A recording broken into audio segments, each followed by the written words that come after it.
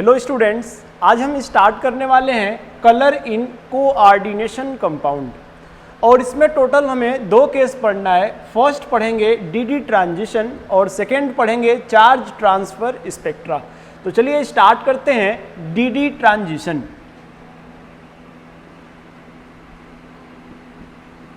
DD transition, अब देखिए सबसे पहले हम बात करेंगे कि ये डीडी ट्रांजिशन होता क्या है। अब हमें पता है कि जो हमारा डी आपका सबसेल है उसमें हमारे 5 ऑर्बिटल होते हैं, ये 1 2 3 4 एंड 5। इसको इन सब की एनर्जी सेम होती है, तो ऐसे ऑर्बिटल जिनकी एनर्जी सेम, तो इस टाइप के ऑर्बिटल को बोलते हैं degenerated orbital, right, degenerated orbital. अब होगा क्या, ये डीजनरेटेड ऑर्बिटल जो होंगे लिगेंड के प्रेजेंस में स्प्लिट कर जाएंगे, ये लिगेंड के प्रेजेंस में स्प्लिट कर जाएंगे और ये हमने माना यहां स्प्लिटिंग हो रही है ऑक्टाहेड्रल। तो ऑक्टाहेड्रल स्प्लिटिंग में होता क्या है, ये T2G और EG में स्प्लिट होते हैं और T2G की एनर्जी जो होती है कम होती है और EG की एनर्जी ज़्यादा होती है। तो इसको हमने नीचे रखा और इसको ऊपर रखा, तो ये लोअर और ये हायर। ओके, अब देखिए हमने माना कि ये जो हमारे D जो है स्प्लिटेड D ऑर्बिटल जो है इसमें 1 अनपेयर्ड इलेक्ट्रॉन है, मान लिया। अब होता क्या है, ये 1 अनपेयर्ड इलेक्ट्रॉन लोअर से हायर में जाने के लिए एनर्जी को एब्जॉर्ब करता है। तो यहां पर ये है हमारा विजिबल रीजन और ये जो हमारा अनपेयर्ड इलेक्ट्रॉन है ये विजिबल रीजन से पहले क्या करेगा, एनर्जी को एब्जॉर्ब करेगा। इसने एनर्जी को एब्जॉर्ब किया और ये ग्राउंड स्टेट बोल सकते हैं या फिर यहाँ पर हम बोल सकते हैं लोअर। तो ये लोअर से जाएगा हायर को एक्साइटेड स्टेट में और फिर ये जब हायर से लोअर की तरफ आएगा तो ये एनर्जी को क्या करेगा, एमिट करेगा और वही जो हमारा एमिट होगा जो एनर्जी वही हमें कलर के फॉर्म में दिखाई पड़ेगा। अब जो ये एब्जॉर्ब करता है तो जो कलर एमिट करेगा तो वो कलर होगा एब्जॉर्ब का कॉम्प्लीमेंट्री कलर। ओके, तो देखिए डीडी ट्रांजिशन होता क्या है, ये हमारे स्प्लिटेड डी ऑर्बिटल हैं और स्प्लिटेड डी ऑर्बिटल से जब इलेक्ट्रॉन लोअर टू हायर में जाता है तो इसी को हम बोलते हैं डी ट्रांजिशन, राइट। अब इसमें हम यहां पर छोटा सा एक पॉइंट देखते हैं जो कि बहुत इंपॉर्टेंट है। डी ट्रांजिशन होने के लिए हमारा डी जो होना चाहिए वो पार्शियली फिल्ड होना चाहिए। पार्शियली फिल्ड का मतलब डी में 1 2 3 4 5 6 7 8 9, मतलब डी में 1 इलेक्ट्रॉन हो या फिर डी में 1 to 9 इलेक्ट्रॉन हो। तो डी में अगर 1 to 9 इलेक्ट्रॉन होंगे तो हम बोलेंगे पार्शियली फिल्ड है और पार्शियली, अगर पार्शियली फिल्ड होगा तो ही हम डी ट्रांजिशन की बात करेंगे, राइट। आइए कुछ एग्जांपल्स देखते हैं। फर्स्ट है हमारा निकल, ये फ्री स्टेट में है Ni+2, एटॉमिक नंबर 28। अब इसका इलेक्ट्रॉनिक कॉन्फ़िगरेशन होगा 4s2 3d8। अब देखिए यहां से 2 इलेक्ट्रॉन निकल जाएंगे तो 3d में 8 इलेक्ट्रॉन बचेगा। तो यहां पर इसके डी में 8 इलेक्ट्रॉन बचेगा, 1 2 3 4 5 6 7 8। ओके, हम कह सकते हैं कि सर यहाँ पर डी पार्शियली फिल्ड है, और पार्शियली फिल्ड है तो यहाँ डी डी ट्रांजिशन की बात करें तो याद रखना ये जो हमारा डी का जो ऑर्बिटल है ये डी जनरेटेड ऑर्बिटल है, डी जनरेटेड ऑर्बिटल है। और आपको पता है डी जनरेटेड ऑर्बिटल ऐसे ऑर्बिटल को बोलते हैं जिनकी एनर्जी सेम होती है। अब इलेक्ट्रॉन जब यहां से इस वाले डी ऑर्बिटल से दूसरे डी ऑर्बिटल में जाएगा तो एनर्जी में कोई चेंज आएगा ही नहीं, क्योंकि दोनों की एनर्जी कैसी है, सेम है। इन सब की एनर्जी सेम है क्योंकि डी जनरेटेड है। तो इलेक्ट्रॉन यहाँ से जब दूसरे वाले डी में आएगा तो एनर्जी में कोई चेंज नहीं आएगा। तो यहाँ पर हम डी डी ट्रांजिशन की बात नहीं कर सकते हैं, और यहाँ पर हम ये मेरा जो होगा नो कलर, यहाँ पर इसमें हम कलर की बात नहीं करेंगे। ओके, तो यहाँ डी डी ट्रांजिशन नहीं होगा क्योंकि ये हमारा डी जनरेटेड ऑर्बिटल है। अगला एग्जाम्पल, ये हमारा NiH2O का 6+2। अब देखिए यहाँ पर Ni+2 होगा, एटॉमिक नंबर 28, यहाँ पर 4s2 3d8, और यहाँ पर 2 इलेक्ट्रॉन निकल जाएगा और D में बचेगा 8 इलेक्ट्रॉन। 3D में 8 इलेक्ट्रॉन मीन्स D में 8 इलेक्ट्रॉन। अब चूंकि यहाँ पर हमारा जो सेंट्रल मेटल एटम है इसके साथ लिगेंड H2O प्रेजेंस है, और H2O के प्रेजेंस में मीन्स लिगेंड के प्रेजेंस में ये D जो होगा वो स्प्लिट कर जाएगा। चूंकि कोऑर्डिनेशन नंबर 6 है तो स्प्लिटिंग होगी आपका T2G और EG में। और अब हम कह सकते हैं ये स्प्लिटेड डी ऑर्बिटल है, और स्प्लिटेड डी ऑर्बिटल से इलेक्ट्रॉन जो है लोअर टू हायर जाएगा, एनर्जी में जो है चेंज आएगा। तो यहाँ पर हम डी डी ट्रांजिशन की बात कर सकते हैं। और देखिए डी हमारा पार्शियल फील्ड है और यहाँ पर स्प्लिटिंग हो रही है, तो यहाँ पर डी डी ट्रांजिशन होगा और इसका कलर आएगा, कलर इसका होता है ग्रीन। ओके, तो यहां तक आपको क्लियर है। आइए एक क्वेश्चन करते हैं। क्वेश्चन है हमारा, anhydrous CuSO4 is colourless but hydrated CuSO4 is blue colour. Okay, तो एनहाइड्रस CuSO4 हमारा कलरलेस होता है, लेकिन हाइड्रेटेड CuSO4 ब्लू कलर का होता है। तो क्या रीजन है इसका, तो आइए देखते हैं। ये है हमारा CuSO4 और ये है एनहाइड्रस। अब हमने इसमें 5H2O 5 मोल H2O के साथ रिएक्ट किया कराया, यहाँ बनेगा CuH2O का 4 SO4 H2O। ओके, अब ये एनहाइड्रस CuSO4 जो है यहाँ पर Cu2+ आएगा, SO4 2- तो Cu2+, एटॉमिक नंबर 29, और यहाँ पर इलेक्ट्रॉनिक कॉन्फ़िगरेशन होता है 4s1 3d10। चूँकि 2+ है, 2 इलेक्ट्रॉन निकल जाएंगे, 1 यहाँ से 1 यहाँ से, तो 3d में 9 बचेगा। तो ये है इसका 3d, और इसमें हैं आपके टोटल इलेक्ट्रॉन 9। अब देखिए ये जो हमारा सेंट्रल मेटल एटम है इसके साथ कोई लिगेंड प्रेजेंस नहीं है, तो यहाँ पर नो लिगेंड प्रेजेंस, कोई लिगेंड प्रेजेंस नहीं है।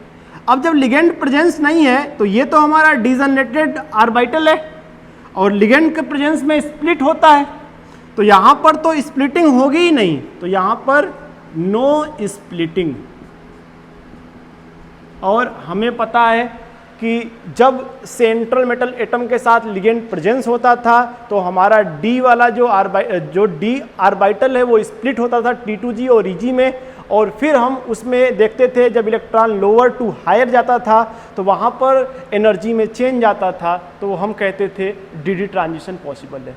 जब यहाँ पर लिगेंड है ही नहीं, तो जब लिगेंड नहीं है तो स्प्लिटिंग की बात नहीं करेंगे, और जब स्प्लिटिंग नहीं होगी तो सबकी एनर्जी सेम होगी, और जब सबकी एनर्जी सेम होगी तो यहाँ पर डी डी ट्रांजिशन की बात नहीं होगी।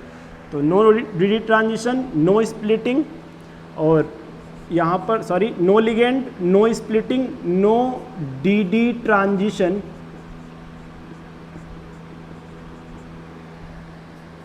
No colour. अब देखिए ये है हाइड्रेटेड CuSO4, और इस केस में हम देखेंगे तो Cu पर यहाँ पर भी 2+ आएगा, एटॉमिक नंबर 29 होता है, 4s1 3d10 होता है, 2 इलेक्ट्रॉन निकल जाएंगे, तो यहाँ पर आपका 3d में जो है 9 इलेक्ट्रॉन बचेगा। तो इसको हम ऐसे लिख सकते हैं,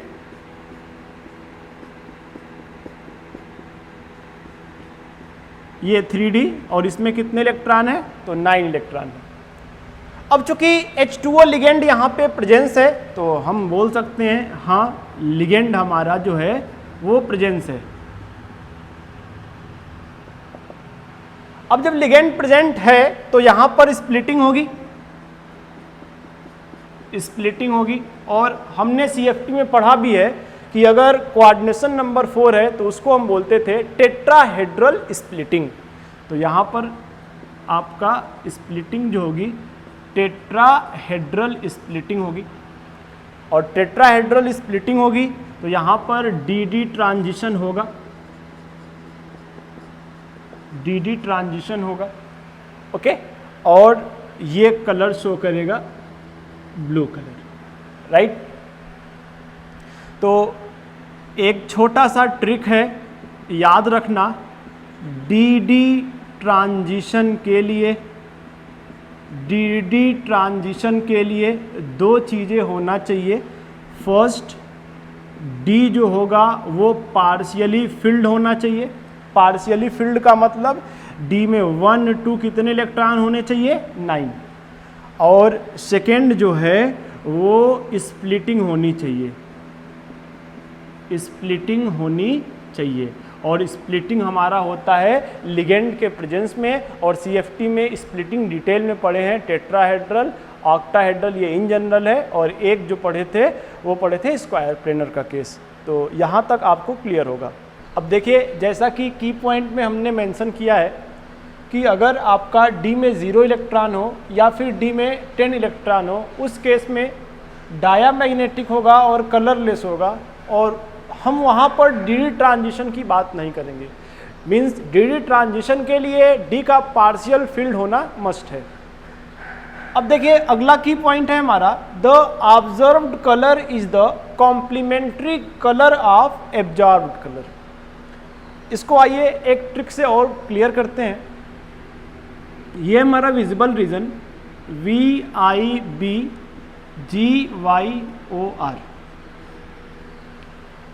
means wallet, Indigo, blue, green, yellow, orange, red. अब देखिए वैलेट के साथ इंडिगो ले सकते हैं या ब्लू के साथ इंडिगो को ले सकते हैं, तो हमने ब्लू के साथ इंडिगो ले लिया। इसके बाद ग्रीन, फिर येलो, फिर ऑरेंज, और फिर ये हो गया रेड। अब देखिए ये वैलेट कलर है और वैलेट का कॉम्प्लीमेंट्री है येलो। ये हमारा ब्लू है और ब्लू का जो है कॉम्प्लीमेंट्री है ऑरेंज। ये हमारा ग्रीन है और ग्रीन का कॉम्प्लीमेंट्री है रेड। कहने का मतलब कोई सिस्टम अगर हमें वैलेट कलर का दिखाई पड़ रहा तो वो एब्जॉर्व किया होगा येलो कलर को। तो यहां पर हम मेंशन कर रहे हैं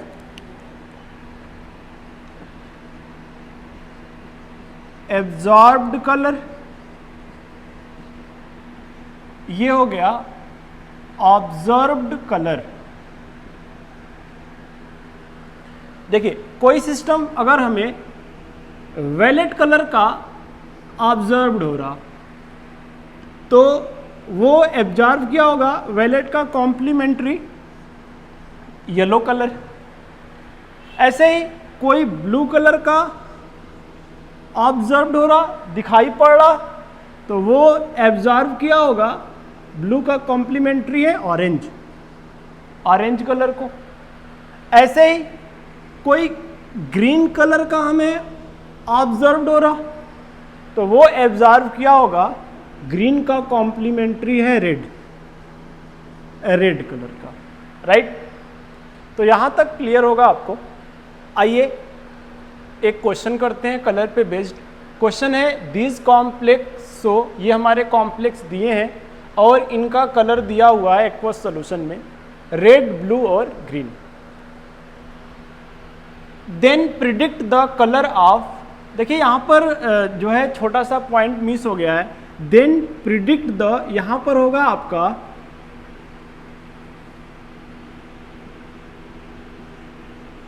absorbed, then predict the absorbed colour of each complex with appropriate reason. ये जो हमारे कॉम्प्लेक्स हैं इनका एक्वस सॉल्यूशन में कलर दिया गया है, हमें प्रिडिक्ट करना है इनका ये कौन से कलर को एब्जॉर्ब किए होंगे। अब चलो इसका सॉल्यूशन देखते हैं। ये हमारा है मेटल लिगेंड प्लस का 4, सेकेंड है हमारा, ये हमारा H2O लिगेंड है प्लस का 4, और लास्ट है हमारा Br6 माइनस का 2। और इनका कलर भी मेंशन है, इसका कलर दिया है रेड, इसका कलर दिया है आपका ब्लू, और इसका कलर दिया है ग्रीन। अब देखिए अभी अभी हमने आपको ट्रिक बताई है, ये जो इनके कलर हैं वो हमें दिखाई पड़ रहे हैं, मीन्स ये ऑब्जर्व्ड कलर है, इस कलर के ये कॉम्प्लेक्स ऑब्जर्व्ड हो रहे हैं। अब देखिए इसका एब्जॉर्ब्ड कलर हमें पता करना है, ये कौन से कलर को एब्जॉर्ब्ड किए होंगे। तो जैसा कि मैंने ट्रिक बताया था आपको, ये हो जाएगा आपका wallet, Indigo blue, green, yellow, orange, red. अब देखिए ये हमारा कॉम्प्लेक्स जो है वो रेड कलर का दिखाई पड़ रहा, तो ये एब्जॉर्ब किया होगा रेड का कॉम्प्लीमेंट्री है ग्रीन, तो ये हमारा ग्रीन कलर जो है एब्जॉर्ब किया होगा। ऐसे ही नेक्स्ट ये हमारा कॉम्प्लेक्स ब्लू कलर का दिखाई पड़ रहा, तो ये एब्जॉर्ब किया होगा, अब देखो ब्लू कलर का दिखाई पड़ रहा, तो ये एब्जॉर्ब किया होगा ऑरेंज कलर को, तो ये ऑरेंज कलर को एब्जॉर्ब किया होगा।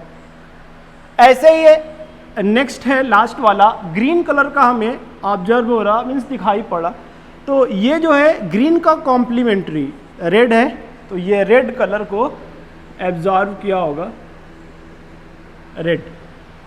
ओके, अब देखो जैसा कि हमें पता है EN, H2O और Br में अगर हम बात करेंगे इनकी स्ट्रेंथ की, तो EN जो होगा सबसे ज़्यादा स्ट्रांग होगा, इसके बाद इससे वीक होगा H2O और सबसे वीक होगा Br। मीन्स सबसे ज़्यादा ये होगा इनके कंपेयर में स्ट्रांग फील्ड लिगेंड, और इन दोनों के कंपेयर में Br सबसे वीक फील्ड लिगेंड होगा। अब देखिए चूंकि ये स्ट्रांग फील्ड लिगेंड है, तो यहाँ पर जो स्प्लिटिंग ऑक्टाहेड्रल का केस है, तो ये जो CFSC जो होगा means crystal field splitting energy. Okay, तो ये जो गैप होगा, ये स्ट्रांग फील्ड लिगेंड होने की वजह से ये गैप जो होगा ज़्यादा होगा, और जब ये गैप ज़्यादा होगा तो ये ज़्यादा फ्रीक्वेंसी वाले लाइट को एब्जॉर्ब किया होगा। अब इसके कंपेयर में H2O थोड़ा वीक है, तो ये गैप कम हो जाएगा, तो यहाँ पर CFSC का जो गैप है वो कम हो जाएगा। तो H2O जो लिगेंड है ओके, ये इसके कंपेयर में वीक होने के कारण यहाँ पर गैप कम हो जाएगा। तो ये जो है इसके कंपेयर में ऑरेंज को एब्जॉर्व किया है, मींस ग्रीन के कंपेयर में ऑरेंज की फ्रीक्वेंसी कम होती है।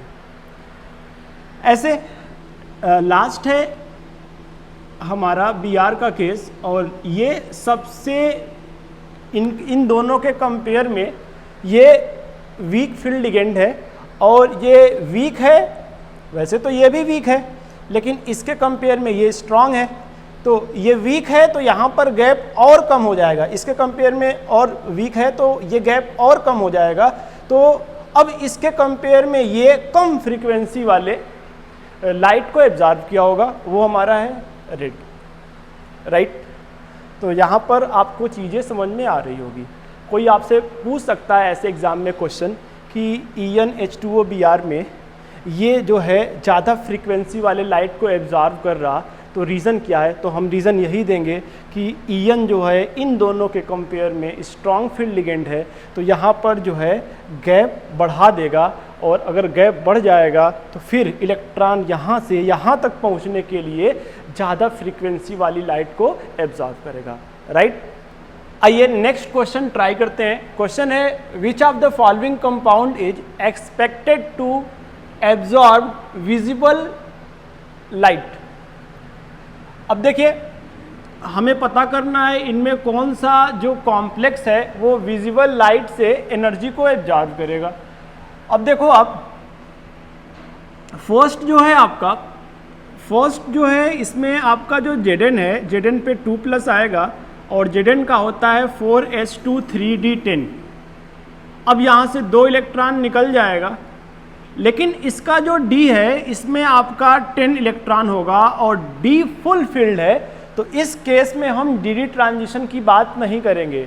डी ट्रांजिशन की बात हम तब करते थे जब D हमारा पार्शियल फील्ड होता था। तो यहाँ पर ये हमारा विजिबल रीजन से या फिर विजिबल लाइट से एनर्जी को एब्जॉर्ब नहीं करेगा।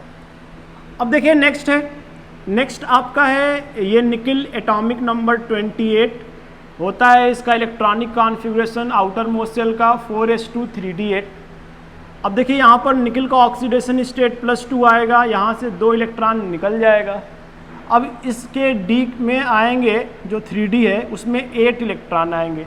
अब यहाँ पर D पार्शियल फील्ड है और D पार्शियल फील्ड है तो यहाँ पर हम डी ट्रांजिशन की बात करेंगे। जैसा कि हमने आपको मेंशन किया था डी ट्रांजिशन का 2 condition, first D partial field होना चाहिए, पार्शियल फील्ड का मतलब D में 1 to 9 इलेक्ट्रॉन होने चाहिए, और सेकेंड जो है आपका जो मेटल है उसके साथ लिगेंड प्रेजेंस होना चाहिए। तो ये क्लियर है आपको, यहाँ पर डी ट्रांजिशन होगा और ये एब्जॉर्ब करेगा विजिबल रीजन से एनर्जी को और ये कलर शो करेगा।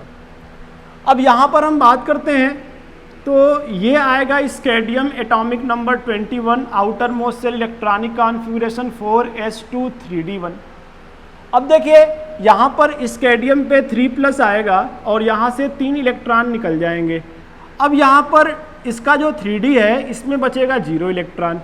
अब 0 इलेक्ट्रॉन बचेगा तो हमने डी ट्रांजिशन के लिए कंडीशन बता रखा है पार्शियल फील्ड होना चाहिए, जो कि नहीं है, और पार्शियल फील्ड नहीं है तो यहाँ डी ट्रांजिशन की बात नहीं करेंगे। तो ये भी हमारा ऑप्शन नहीं हो सकता और ये नन ऑफ दिस। तो यहाँ पर चूँकि हमारा एक ऑप्शन सही है और सिंगल चॉइस हमारा था, तो ये हमारा आंसर बी पार्ट सही है। क्लियर। अब देखिए नेक्स्ट क्वेश्चन ट्राई करते हैं। क्वेश्चन है correct order of wavelength of light absorbed bye given complex. हमारे कॉम्प्लेक्स दिए गए हैं और हमें ऑर्डर बताना है वेवलेंथ ऑफ लाइट एब्जॉर्ब्ड की।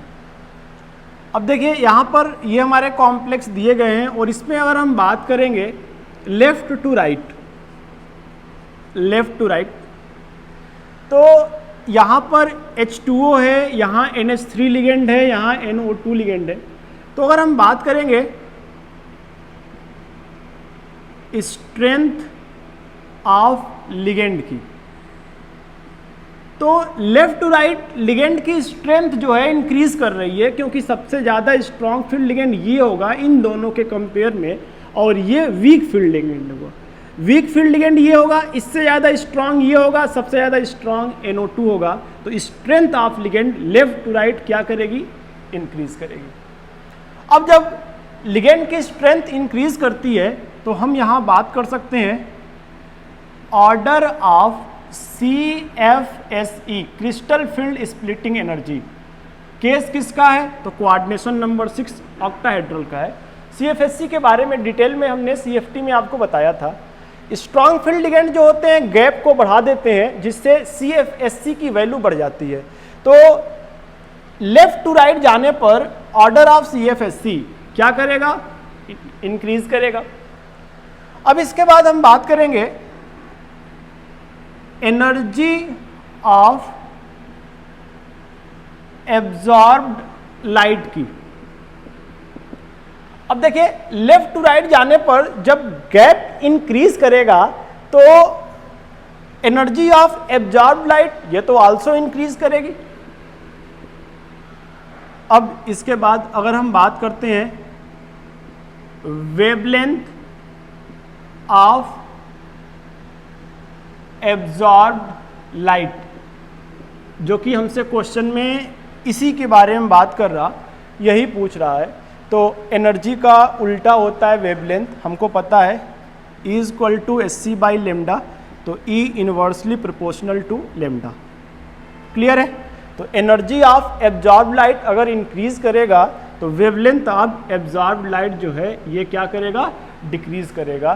तो clear cut left to right जाने पर वेवलेंथ ऑफ एब्जॉर्ब्ड लाइट जो है वो डिक्रीज करेगा। तो सबसे ज़्यादा इसका हो जाएगा, फिर इससे कम इसका और सबसे कम इसका, राइट।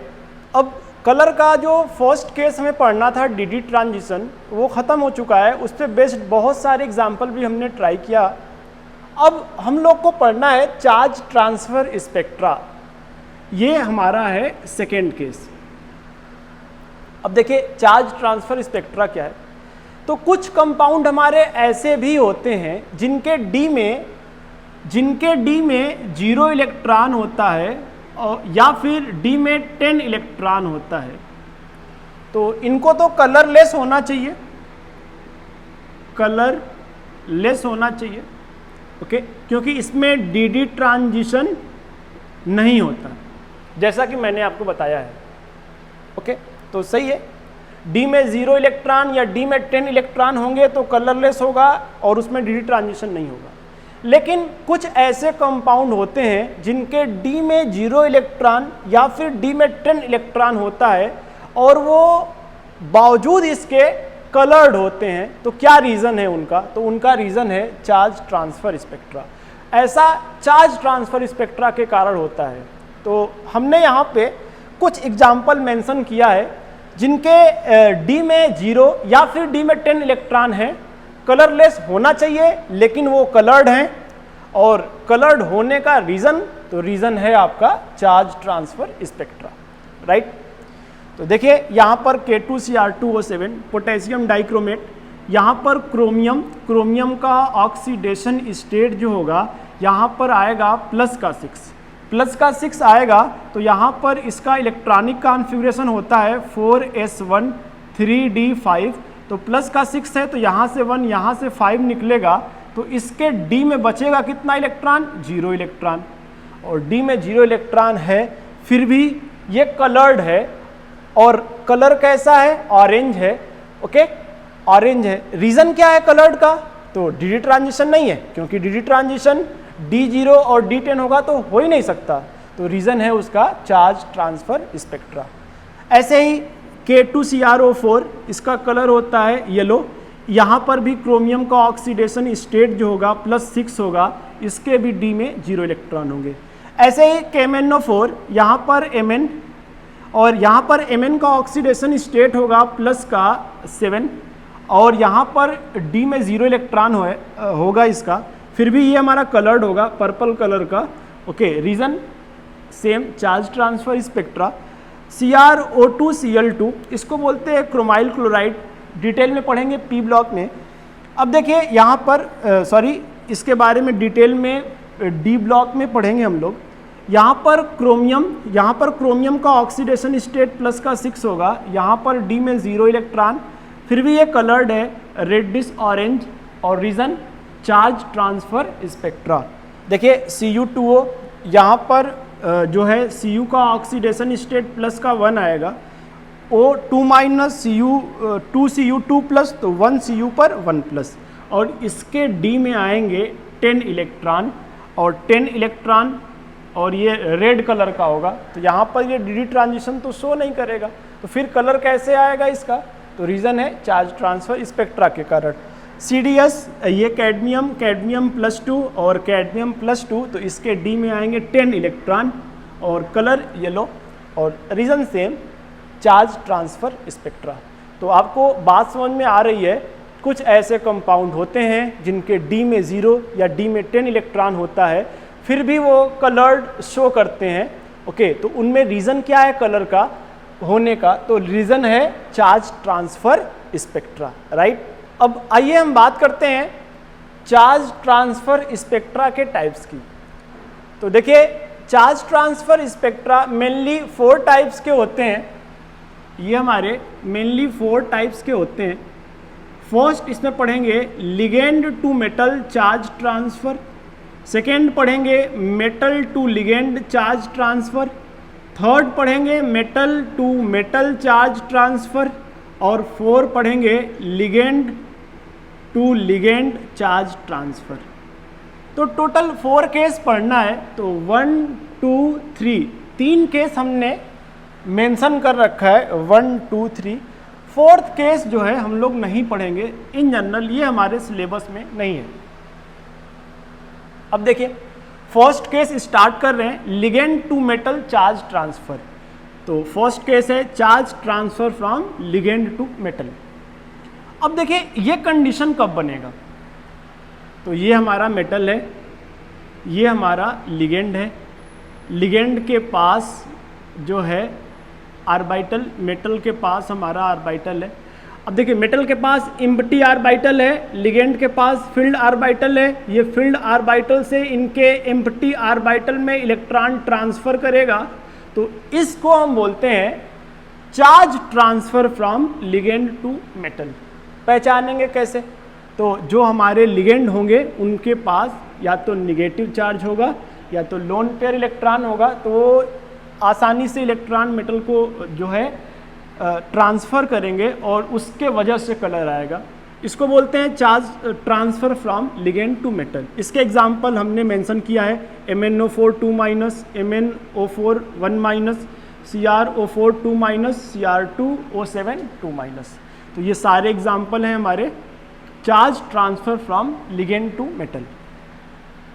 अब देखिए second case, charge transfer from metal to ligand.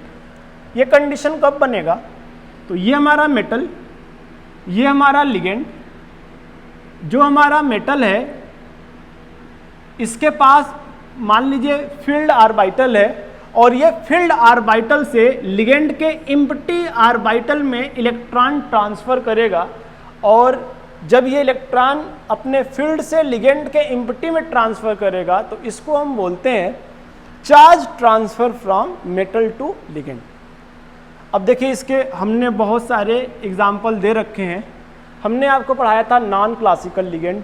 Non classical ligand जो होते हैं, यहाँ पर फिर से मैं बता देना चाहता हूँ, ऐसे लिगेंड को नॉन क्लासिकल लिगेंड बोलते हैं जो मेटल को इलेक्ट्रॉन डोनेट करने के साथ साथ मेटल से इलेक्ट्रॉन एक्सेप्ट करते हैं।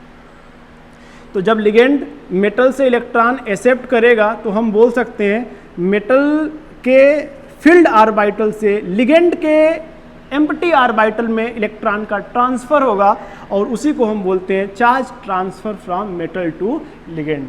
इसके हमने एग्जाम्पल दे रखा है। तो जो हमारे नॉन क्लासिकल लिगेंड होते हैं वो मेनली उस केस में क्या होता है, मेटल टू लिगेंड इलेक्ट्रॉन का ट्रांसफ़र होता है। थर्ड देखो आप, metal to metal charge transfer. Okay, ये कब बनेगा सिचुएशन? तो देखिए एक मेटल है और दूसरा मेटल है। हमने माना कि जो एक हमारा मेटल है इसके पास फील्ड आर्बिटल है, दूसरा जो हमारा मेटल है इसके पास एम्प्टी आर्बिटल है। तो मेटल अपने फील्ड आर्बिटल से एम्प्टी ऑर्बिटल में इलेक्ट्रॉन जब ट्रांसफर करेगा तो इसे हम बोलेंगे metal to metal electron charge transfer. Clear? तो metal to metal charge transfer. इसके एग्जाम्पल हमने दे रखे हैं। फर्स्ट है प्रूसियन ब्लू और सेकेंड है टर्नबुल ब्लू। अब देखिए, देखने में आपको लग रहा होगा दोनों का फार्मूला बिल्कुल सेम। हाँ होता है, दोनों का फार्मूला बिल्कुल सेम ही होता है, लेकिन दोनों अलग अलग रिएजेंट से बने होते हैं। तो डिफरेंस क्या होता है इनके बीच कि ये दोनों अलग अलग रिएजेंट से बने होते हैं, फार्मूला दोनों का सेम होता है। अब इसमें होता क्या है, तो देखो आप, ये जैसे हमारा मेटल है, ये हमारा metal Fe, iron D block का जो है एलिमेंट है, और डी ब्लॉक के सारे एलिमेंट मेटल होते हैं। अब होगा क्या कि ये Fe अपना एक इलेक्ट्रॉन इसको दे सकता है, तो जब एक इलेक्ट्रॉन इसको देगा तो Fe पर 2 आ जाएगा और यहाँ पर 3 आ जाएगा। तो हम यहाँ पर बोल सकते हैं मेटल टू मेटल जब चार्ज ट्रांसफ़र होता है तो कुछ होता नहीं इसमें, बस ऑक्सीडेशन स्टेट जो होता है एक्सचेंज करता है। क्लियर? जैसे यहाँ पर 3 है, यहाँ पर 2 है, ये एक इलेक्ट्रॉन अगर इसको देंगे तो यहाँ पर +2 हो जाएगा और यहाँ पर +3 हो जाएगा। राइट? देखिए, अब तक हम बात कर रहे थे कलर इन कोऑर्डिनेशन कंपाउंड की, और इसमें 2 केस पढ़ने थे। First D transition, second charge transfer spectra, जो कि हमने पूरी तरह से यहाँ पर डिटेल में काफ़ी पढ़ लिया इसके बारे में। ये हमारा ख़त्म हो चुका है। अब इसके बाद नेक्स्ट लेक्चर में हम स्टार्ट करने वाले हैं आइसोमेरिज्म। आइसोमेरिज्म बहुत ज़्यादा इम्पॉर्टेंट है, तो चलिए आइसोमेरिज्म कोऑर्डिनेशन कंपाउंड में स्टार्ट करेंगे नेक्स्ट लेक्चर में। ओके।